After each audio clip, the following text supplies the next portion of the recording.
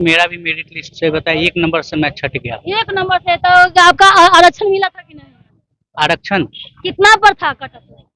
Cut up जो था 60 गया था बीसी में, बीसी 2 में, हाँ। और मेरा जो है 59 आया था। और मैं सीटेट पास भी हूँ और डीएलएड भी पास हूँ। सब पास होते हुए भी तो सरकार तो कह रही थी कि इसमें ज्यादा लोग का जो रिजल्ट आया है बीएड लोग का सबसे पहले लिया है, बीएड लोग का सबसे पहले नहीं लिया है। नहीं, ऐसा नहीं है। सरकार जो बताया डाटा पेश कर रही है, डाटाबेस अभी तो डीएड को सबसे पहले प्राथमिकता दे रही है। वो अपीयरिंग को बताया मौका दी। हाँ। और अपीयरिंग कैंडिडेट जो सीटेट फेल थे, जो डीएलएड फेल थे, उनको बताया उनका भी रिजल्ट आया, उनका भी आंकड़ा पेश कर रही है। जिसके कारण जो बताया जेन्युइन स्टूडेंट थे, जो सीटेट पास थे, जो डीएलएड पास थे, उनका नहीं हो पाया। कटअप हाई होने का भी कारण यही था। क्या नाम है भैया आपका? मेरा नाम सत्यम कुमार है। नाम नहीं पूछ रहे हैं भैया, नाम के अनुसार थोड़ा रीजन बताइए, पीड़ा बताइए, दर्द बताइए, दुख बताइए। हम लोग का भी 1 नंबर से नहीं हो पाया है क्योंकि उसमें जो है सीटेट फेल का रिजल्ट दे दिया गया है। और आप लोग को योग्य होते हुए भी मतलब फिर वैकेंसी निकाल रही है, नंबर निकाल रही है। अभी 1 लाख जो 20,000 का जो 1,20,200 कुछ आसपास में था, तो उसमें आप लोग का नहीं तो उसमें पीआरटी का सीट नहीं था। पीआरटी का सीट था 1,000 उसमें। हम लोग का टीआरई 1 में था, उसमें सीट था, मगर उसमें सीटेट फेल का रिजल्ट दे दिया गया। जबकि डॉक्यूमेंट वेरिफिकेशन पहले करवाना चाहिए, बाद में हुआ डॉक्यूमेंट वेरिफिकेशन। और शिक्षा विभाग ऐसा डॉक्यूमेंट वेरिफिकेशन कराया कि उसमें सारे लोग का जो सीटेट फेल था उसका भी काउंसलिंग हो गया, उसमें हम लोग का छट गया 1 नंबर।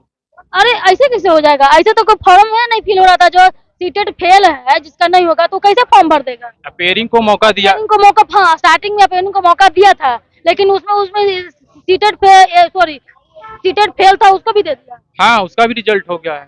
तो उसका तो अभी तो छट रहा है ना, छटनी तो हो रहा है डॉक्यूमेंट में।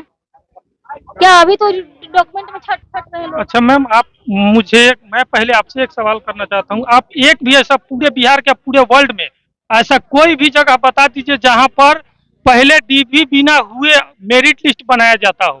अरे नहीं, ऐसा कैसे? कभी तो मेरिट लिस्ट डॉक्यूमेंट वेरिफिकेशन करने के बाद ना सारा लास्ट में होता है। वही चीज तो मैं पूछना चाह रहा हूँ अतुल प्रसाद सर से, या जो भी बिहार सरकार है, शिक्षा विभाग, एकदम आप बतलाइए कि बिना डॉक्यूमेंट वेरिफिकेशन का कहीं भी मेरिट लिस्ट बनता नहीं आज तक, और ना ही बना है, कभी ना भविष्य में बनेगा। ये सब एक चुनावी रंजिश था और कुछ नहीं था, चुनावी लॉलीपॉप था। इनको जल्दी जल्दी में रिजल्ट देना है सारा कुछ, क्योंकि फिर बाद में आचार संहिता लागू हो जाएगा तो क्या करें? वही मेन मैटर वही है। अभी टीआरई 3, टीआरई 2 सब उसी को लेकर के जल्दी में, टीआरई 1 में जो गलती किया गया है वही टीआरई 2 में भी गलती किया गया है, और टीआरई 3 जो समय विधानसभा का चुनाव होगा उस समय भी वही कराया जाएगा। यहाँ तो मान के कि आप मेरिट बना दिए, अब एक तरफ कह रहे हैं कि गड़बड़ी था हड़बड़ी में, कितना हड़बड़ी वैकेंसी। आखिर इनको आगे जताना है ना। यहाँ नीतीश कुमार नहीं, यहाँ वैकेंसी कुमार इनका नाम पड़ने वाला है आगे चल करके। वैकेंसी कुमार नाम पड़ेगा। ये बिहार में पूरा पहाड़ हो गया है नौकरी का। यही एक वो तो कही रहे कि 10 लाख नौकरी मैंने दी है। बिहार में बहुत बहार बा और शिक्षा में बहुत सुधार बा। आप बतलाइए मैम, बिना डॉक्यूमेंट वेरिफिकेशन के सारा लोग जाकर के बोर्ड पर पढ़ा रहे हैं। एग्जाम होता है, एग्जाम होने के बाद फिर डॉक्यूमेंट चेक किया जाता है, उसके बाद लास्ट में मेरिट लिस्ट निकाला जाता है। एक चीज बताइए मैम, हम लोग डायट रामबाग मुजफ्फरपुर से डीएलएड किए थे, वहाँ ओनली 200 सीट था। 200 सीट के लिए कम से कम 20,000 स्टूडेंट था। वो 20,000 स्टूडेंट को बढ़िया से डॉक्यूमेंट वेरिफिकेशन होने के बाद में उसमें से 200 कैंडिडेट को छांटा गया था, तब जाके उसका एडमिशन हुआ था। लेकिन यहाँ जहाँ नौकरी देना है, बच्चों के भविष्य का बात है, वहाँ पर बिना डॉक्यूमेंट वेरिफिकेशन के कैसे दे दिया गया? और अब यहाँ बोल रहे हैं कि नहीं, सप्लीमेंट्री रिजल्ट टीआरई 1 का तो बात करना ही नहीं है कैंडिडेट को। आप ये भी बोलते कि ठीक है, अभी जो भी आ रहा है न्यूज में कि जो बीएड और डीएल जो किए हैं मतलब प्राइवेट से, उनको भी मतलब कि उतना मान्यता नहीं मिलेगा सर। वही तो मैम, भी एनआईओएस या बीएड वाले को भी हटाया जा रहा है। तो यही काम वो थोड़ा देर रुक करके कर लेते, या 1 रिजल्ट 1 कैंडिडेट करके बहुत सारा, कम से कम 20 से 30,000 कैंडिडेट को फायदा मिलता है उससे। इसलिए हम उनसे माननीय अतुल प्रसाद या नीतीश कुमार या जो भी लोग है बिहार सरकार को चला रहे हैं, तो शिक्षा मंत्री आपके कहते हैं कि बिहार के कोई योग्य टीचर नहीं है, इसलिए बाहर बकलोल है, स्पष्ट कर रहे हैं वो बकलोल है। उनको कहीं भी बोलने का मौका नहीं दिया जाता है। उनके जगह पर के पाठक बोलते हैं हर जगह पर। वो क्यों इतना मामला में एक बार भी बोले हैं? बताइए आप ही एक बार में किसी मामला में बोल रहे हैं वो सामने पर? यहाँ पर भी तो नहीं आया, कहीं नहीं आया है वो किसी मामला में। वो जब भी अच्छा बात करने लगते हैं जितना भी उनका चुनावी रंजिश के वजह से उनको बंद कर दिया जाता है, हमेशा अंडरग्राउंड कर दिया जाता है उनको। ऐसा क्या मामला है भाई कि उनका अंडरग्राउंड को बोलना चाह रहे हैं? वो अच्छा बोलना चाहते हैं, लेकिन जानते हैं कि वो जैसे बोलेंगे या कोई घोषणा कर देंगे तो सरकार को उसको अमल करवाना पड़ेगा, और यहाँ तो है चुनावी रंजिश के कारण सारा कुछ हो रहा है, इसीलिए। चलिए देखिए दोस्तों, कहाँ देखिए दिखाइए ना, देखिए दोस्तों कि यहाँ पर धरना प्रदर्शन पे यहाँ पर देखिए बीपीएससी का इन लोग बच्चे लोग जो है रिजल्ट न मिलने के कारण देखिए कि कितना सदमे में है। बेचारा गोड़ हाथ सब रंग करके बैठे हुए हैं, कौन से बात कर रहे हैं। इनको होना चाहिए था जॉब में, अब देखिए ये हाल स्थिति हो गई है कि गोड़ हाथ रंग करके बैठना पड़ रहा है इन लोग का। बात क्या करेगा आदमी, बेरोजगारी न रहेगा, क्या करे, फोनवा में ना घूमता रहेगा दिन भाई। क्या परेशानी दिक्कत करते हैं भाई। अतुल प्रसाद सर बर्बाद कर दिए हैं, बताइए। अतुल प्रसाद सर बर्बाद किए। उसने कहा कि जो दर दिए हैं दवा, हम उन्हीं से दवा मांगते हैं। अगर सीटेट का अपेयरिंग भरवाए तो सीटेट फाइल वाला, डीएलएड फाइल वाला को क्यों नहीं छाटे, बिना छाटे हुए मेरिट बना दिए।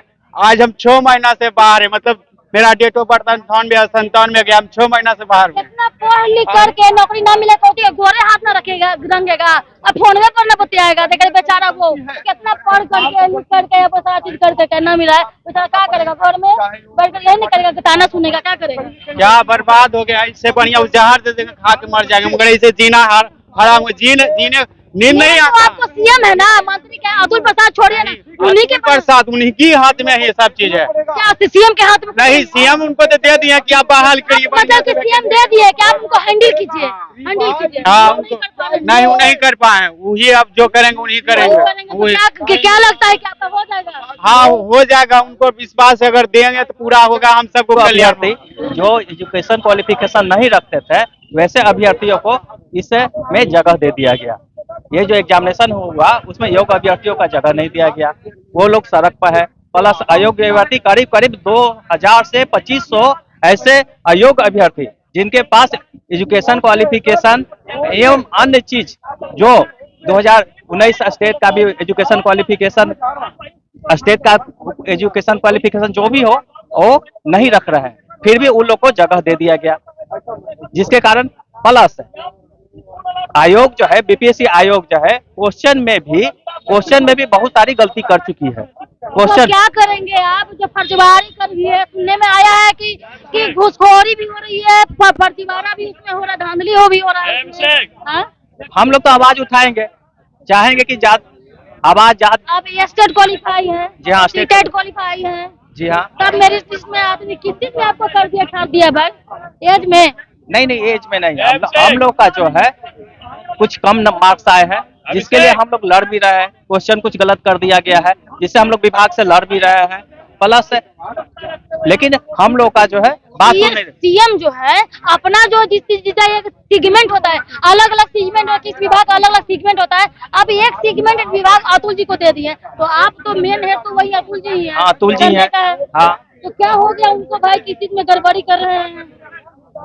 उन्होंने सही बहाली नहीं किया इसको, एक सही ढंग से जो बहाली करना चाहिए था उसको बहाली को सही प्रॉपर ढंग से नहीं किया। प्रॉपर ढंग से बहाली नहीं किया गया। मैं तो सर्वे सर्वा तो वही पाठक साहब है। और देखिए कोई भी सर्वे सर्वा हो, लेकिन अगर बहाली को बढ़िया तरीके से किया जाता तो जितने भी योग शिक्षक थे सारे आज स्कूल में होते, लेकिन इन लोगों के द्वारा ऐसा कोई भी सिस्टम के अकॉर्डिंग एडवर्टीजमेंट को नहीं देखते हुए बिना मतलब का जो मन हुआ वो किए। लेकिन एडवर्टीजमेंट, एक चीज बताइए, बिना जानने बिना परख ले, तो ऐसा बिना जानने बिना परख ले निकाल देना, तो ये सब क्या कर, सिर्फ आदमी का ना काम है। हाँ देखिए, कोई भी एग्जाम होता है उसका एडवर्टीजमेंट, जिसको हम लोग नोटिफिकेशन बोलते हैं, उसका पालन हुआ जाता है, कोई भी एग्जाम हो। अब जैसे हम आपको एग्जाम्पल एक देते हैं कि कोई बच्चा 11th क्लास में है,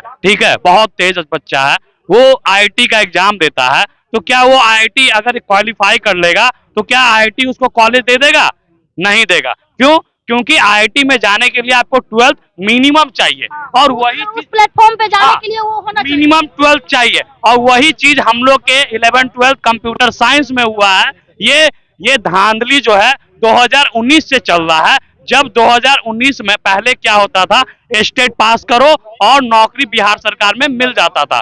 बट जैसे ही 7वां चरण आया, 2019 का जो विज्ञापन आया, उसको उत्तीर्ण करने के बाद सरकार ने बोला कि आप लोग को अब बीपीएससी का एग्जाम देना पड़ेगा, तब आप लोग सरकारी टीचर बन पाएंगे। तो ठीक है, आपने ये वो भी बात दिया, माने। आपने वो भी किया। एक मिनट, मेरा हम सारा बात बताते हैं। 2019 के टाइम जब स्टेट का एग्जाम दिया गया, तो 11-12 के लिए, कंप्यूटर साइंस के लिए 4-5 एजुकेशनल क्वालिफिकेशन चाहिए था। पहला बीसीए प्लस एमसीए, ठीक है। सेकेंड चाहिए था बीटेक इन सीएसआईटी। थर्ड चाहिए BTech in any stream plus PGDCA course 1 year, 2 year, 3 year. Fourth चाहिए था BCA plus masters in any stream.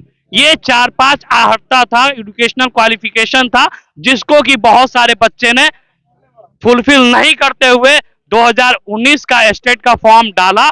बहुत लोग बीसीए पे फॉर्म डाल दिए, बहुत लोग बीटेक इन एनी स्ट्रीम डाल दिए, बिना मतलब उनके पास पीजीडीएससी का कोर्स नहीं था, लोग तो भी डाले और क्वालिफाइड कर गए। और वो 4 साल का गैप मिला, 19 के बाद 23 में बीपीएससी के द्वारा एग्जाम कंडक्ट करवाया गया।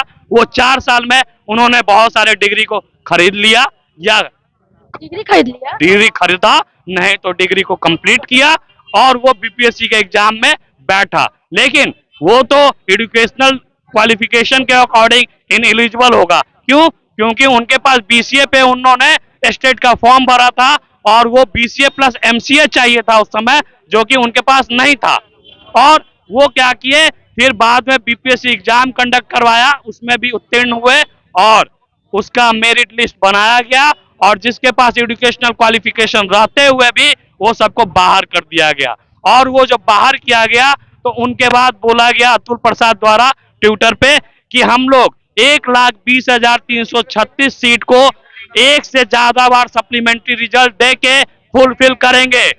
1,20,000 का 1,20,000 ही होगा। लेकिन अभी भी क्या है कि 20 से 30,000 अभी भी टीचर ज्वाइन नहीं किए, तो उनका जो बात बोले वो अपने बात पे भी नहीं रहते हैं। तो हम लोग क्या कर सकते हैं, हम लोग रोड पे इन्हीं के कारण से हैं।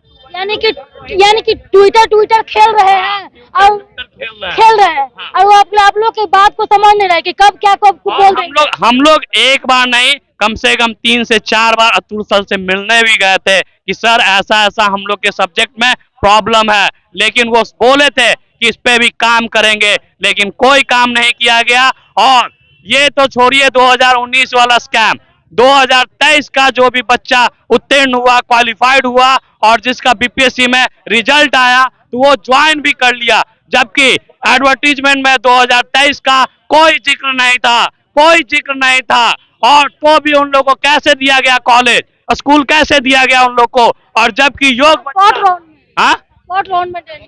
मतलब जो भी लिया गया, और हम लोग नंबर लाते हुए भी डेट ऑफ बर्थ के कारण से छट गए, क्योंकि वो सब बच्चा ज्यादा नंबर लाए, क्योंकि वो सब अपेयरिंग बच्चे थे, वो सब पढ़ते हुए आए, और हम लोग का 4 साल गैप के कारण से कुछ नंबर कम लाए। लेकिन इतना भी नहीं लाए कि हम आप लोग से बोल रहे हैं 2 नंबर कम कर दीजिए कट ऑफ। हम लोग नंबर लाते हुए भी डेट ऑफ बर्थ के कारण से छट गए।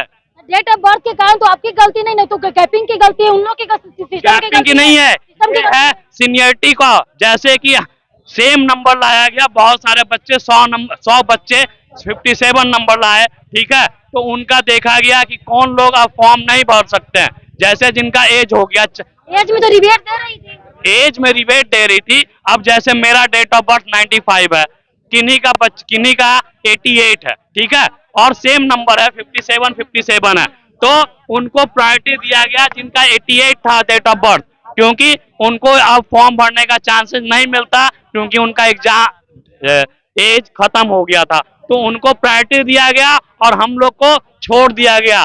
तो ये तो नहीं होना चाहिए ना। एक नंबर आपने कटअप बनाया, उस कटअप वाले को तो सारे को लेना चाहिए था। अगर आप नहीं लिए उस समय, अभी जो सीट खाली हो रहा है वहां पे तो रिप्लेस कर सकते थे उन लोगों को। तो ये तो ट्रांसपेरेंसी है ही नहीं। आपने आधा बच्चा को लिया 57 या जनरल में 63 जिंदगी से तो खेलने का हो गया ना। आप नहीं लेगा, नहीं कर क्या करेगा, तो आगे बच्चों का भविष्य तो बिगड़ जाएगा ना। यहीं पर क्राइम करना चालू कर कहता है कि मतलब कि बिहार में तो हम लोग 2019 से वेट कर रहे थे। पहले क्या होता था, शिक्षक बहाली बिहार के अंदर कि स्टेट मतलब कि सीटेट क्वालिफाई कीजिएगा तो 1 to 5 में आपका नौकरी बिहार सरकार में हो जाता था, और स्टेट पास कीजिएगा 9, 10, 11, 12 में आपने सब एक्सेप्ट किया। हाँ? आपने तो सब एक्सेप्ट हमने तो सारा चीज किया, 4 साल वेट BPSC भी किया, accept किया। 4 साल वेट किया, बीपीएससी में भी नंबर लाए, लेकिन आज भी हम लोग रोड पे हैं। हम लोग को स्कूल में होना चाहिए था, लेकिन हम लोग आज भी रोड पे ही हैं और हम लोग अपना जस्टिस मांग रहे हैं, जो कि हम लोग के साथ ये अन्याय हो रहा है, क्योंकि हम लोग नंबर लाते हुए भी पीछे रह गए। तो ये लोग नंबर लाते हुए भी एज के अनुसार पीछे रह गए, तो ये सिस्टम की गलती है। अतुल प्रसाद जी से यही कहना चाहते हैं कि अगर इसमें त्रुटि, अगर गलती कहीं न कहीं हुई है तो फिर से सिस्टम को रीचेक कर करके लिया जाए, इन लोगों को लिया जाए, उसके बाद ही आगे कहते हैं। मतलब कि हड़बड़ी में गड़बड़ी मत न करे। इन लोगों का जिंदगी का भविष्य है, भविष्य के बच्चों के भविष्य के साथ नहीं खेला जाए। देखिए क्या होता है इन लोग के साथ में। देखते रहिए डीके के एक्सप्रेस चैनल में। लाइक शेयर कमेंट सब्सक्राइब करें, फॉलो करें। जय